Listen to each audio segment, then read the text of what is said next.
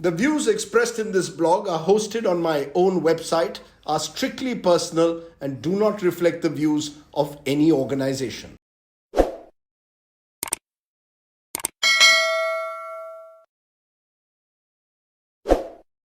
Hello and welcome friends once again to Straight Bat Namaskara, my weekly video blog where, as the title suggests, I comment with a straight bat. Now, who is winning Karnataka is a question that I've been often asked in recent times.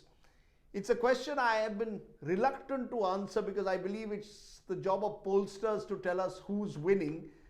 Journalists simply report. But I've spent much of the last 10 days traveling through Karnataka. So I thought 10 days, 10 takeaways. Who is winning the battle of Karnataka? Let me provide you some important clues as to what lies ahead. Takeaway number one. Anti-incumbency is the buzz across Karnataka today. I traveled from north to south and found that the Bommai-led BJP government rarely evokes a positive, robust response. There isn't great anger, but there is also certainly disappointment. A feeling that this government over the last 4 years simply hasn't done enough to assist people in troubled times. Price rise in particular is being seen to be the biggest failing of the Bommai government, with the 1200 rupee gas cylinder price being seen as a major concern. In fact, I've been telling this to some people, this could well be the cylinder election. Takeaway number two. Siddha for CM, Modi for PM. On the road through Karnataka, the BJP leaders often refer to their government as the double-engine Sarkara, a claim that development will effectively reach the people only if you have the same government at the state and the center. But here is the twist. Many people are looking at Mr. Modi favorably because of the various beneficial schemes that the government of India has provided and the perception of being a strong leader at the center. But the same voter you speak to seems to prefer Siddaramaiah over Bommai as the chief minister. We've seen such split votes and verdicts in Karnataka in the past, right from 1985, voting for one party for the state, the other for the center. Takeaway number three. Caste matters, but the poor matter even more. Now, conventional wisdom has it that Karnataka is deeply caste-ridden and votes entirely on caste lines, a bit like Uttar Pradesh in the north. Yes, caste definitely matters. But there are some issues like the gas cylinder prices I mentioned, or the lack of jobs that cut across party lines and caste lines. I was in a temple in North Karnataka when I met a group of Lingayats, a traditional BJP support group. Now, they were very clear that they would vote for the Congress this time because they said Siddaramaiah's government had actually done more for the poor, and they mentioned in particular the Anna Bhagya scheme, or the scheme of free ration rice during the Siddaramaiah government. Then I met a group of Madigas, a Dalit subcaste that also voted in large numbers for the BJP last time, and they too said that Siddaramaiah's welfare schemes had struck a chord with them. Takeaway number four. This is a hyper-local, not a national election. In TV studios, we focus on religious polarization, Modi versus Rahul, on corruption. But on the ground, Karnataka is witnessing an election where local candidates and issues matter above all else. In Hubli, for example, angry citizens told me how they hadn't got regular water supply for the last week. Elsewhere, someone mentioned, especially in Bengaluru, that the road outside their house had several potholes even though it was newly constructed.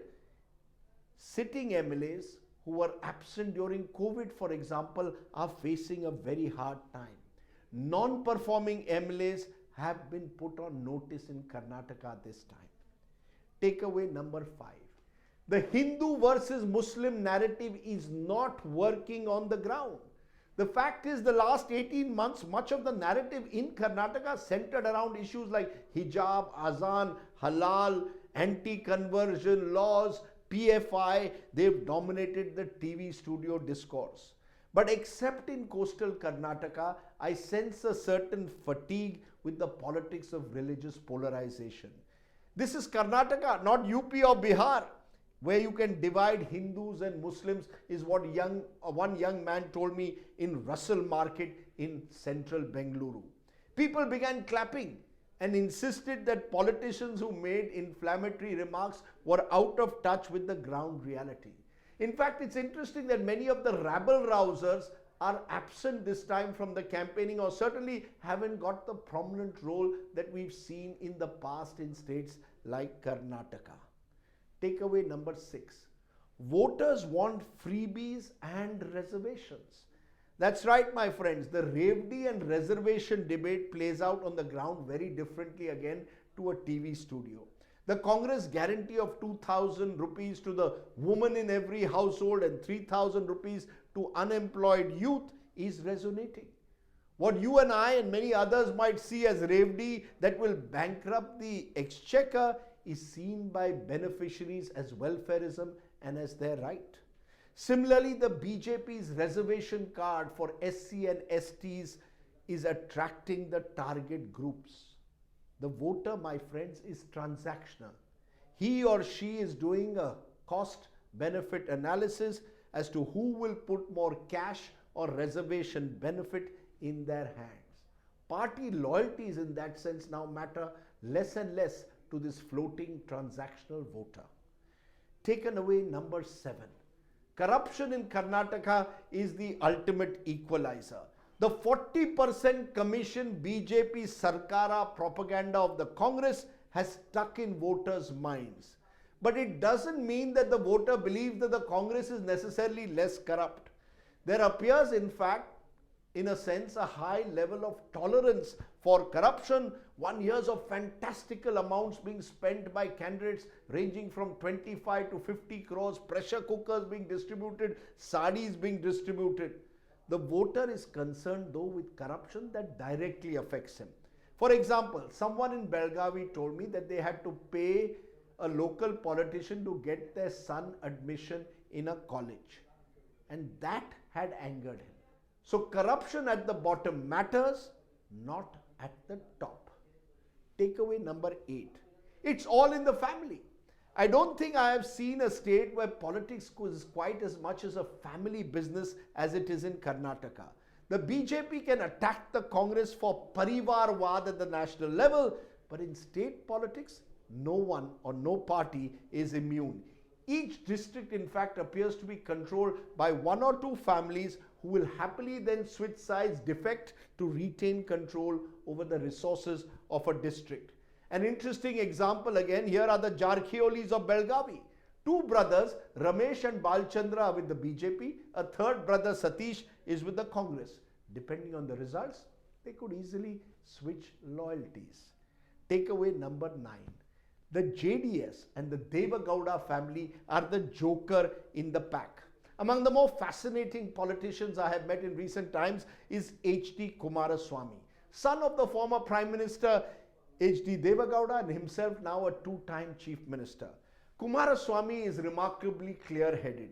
His party is mainly in contention in about 60-odd seats of the old Mysore region, with his support based chiefly among his own Vokaliga caste.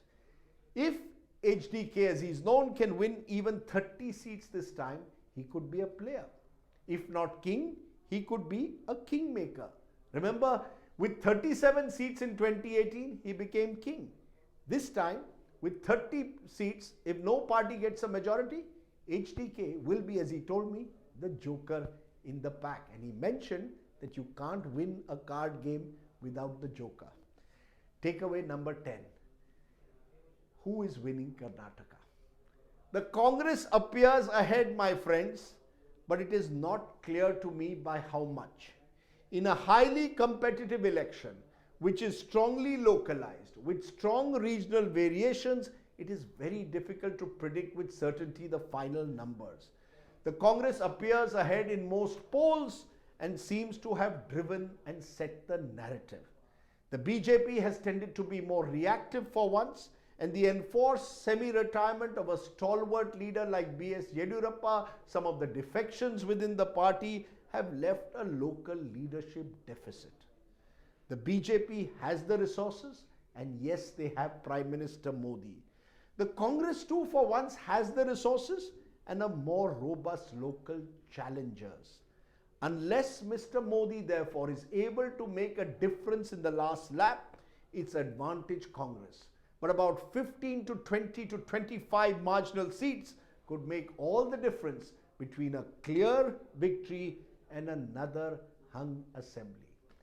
As a postscript, one reason I always enjoy covering a Karnataka election is that it is a state where politicians are most accessible. None of that polarized, we will only talk to certain journalists crap that has soiled and divided journalists in Delhi. And yes, while the politicians will fight fiercely in public, the netas are friends in private. I was at a rally where Siddaramaiah called the Congress defector Ramesh Jarkhyoli a nalayak in Kannadiga. Rally over, when I asked Mr. Siddaramaiah for a response, he laughed. You see, Ramesh is my political opponent, but actually he is my good friend. Truly, there are no permanent friends or enemies in Karnataka politics, only permanent interests. That was the straight bag. Do of course subscribe to my YouTube channel for many more such videos. For now, stay well, stay safe, Jai Hind, Namaskara.